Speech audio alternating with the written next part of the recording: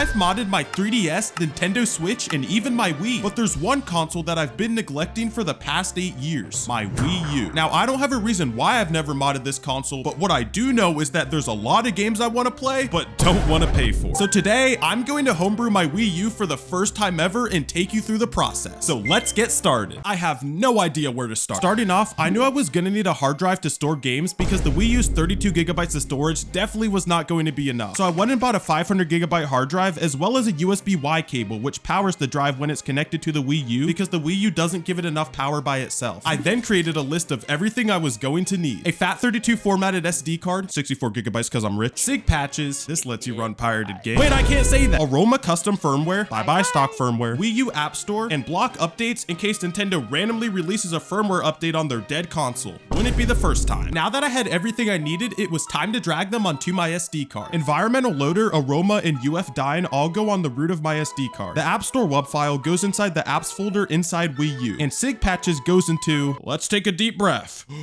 Wii U, environment, aroma, module, setup. Here, well that was super easy. Do you guys know the pain I had to go through to mod my 3DS back in 2018? I swear it took me like 5 hours. Now that I had everything prepared on my SD card, it was time to put it inside my Wii U and turn it on. While we wait for it to power up, you should subscribe because I'm doing a face reveal at 100K. Oh, you don't care what I look like? Great. Once my Wii U was on, I opened the web browser and went to WiiUexploit.xyz. This site activates all the files we dragged onto the SD card. And apparently you have to hold down B after you click run exploit. So I did that, and now we just wait.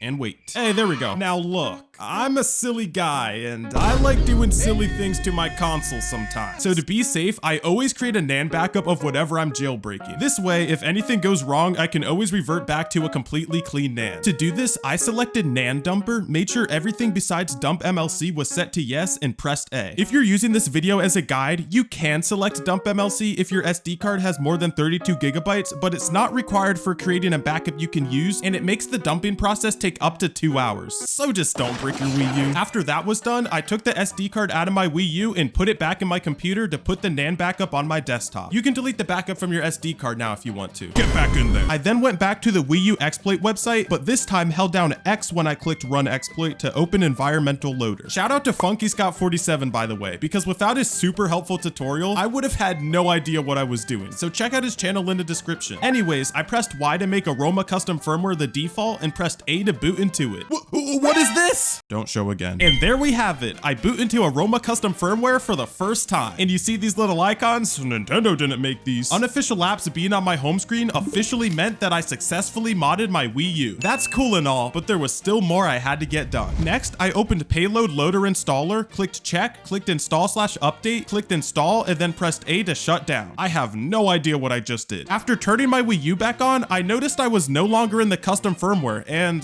I started freaking out. This can't be.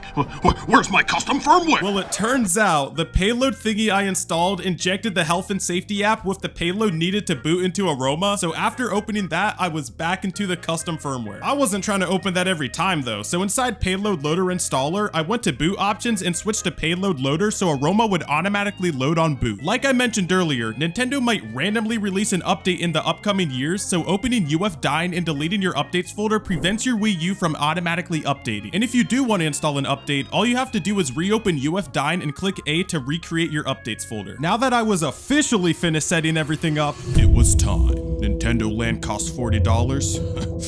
I don't think so. So welcome to part 2 of the video, how not to get 100% discounted games on your Wii U. To not do this, I needed to not download, okay, I'll stop. I downloaded WUP Installer from the Homebrew App Store and USBHelper on my computer. I had to type in something here that I can't show on video, but if any of you know what I typed, please comment it down below to help everyone else out. And I'm thinking of a random phrase right now. Comment down below what you think it is. If you guess titlekeys.ovh, you're correct. After finding Nintendo Land, the best game ever, I downloaded it, put my Wii U's SD card back into my computer, and dragged the folder into the install folder. Wait, where's the install folder? After creating the install folder, I dragged the Nintendo Land folder into it. I opened WUP Installer, and look at that, it's Nintendo Land. I'm going to click USB so it installs onto my hard drive, and there it is. I'm so happy that I finally modded my Wii U, and I know I'm going to have a blast installing Homebrew software and making videos on it. If you enjoyed me walking you through the process, please make sure to leave a like and subscribe for more modding content. Bye.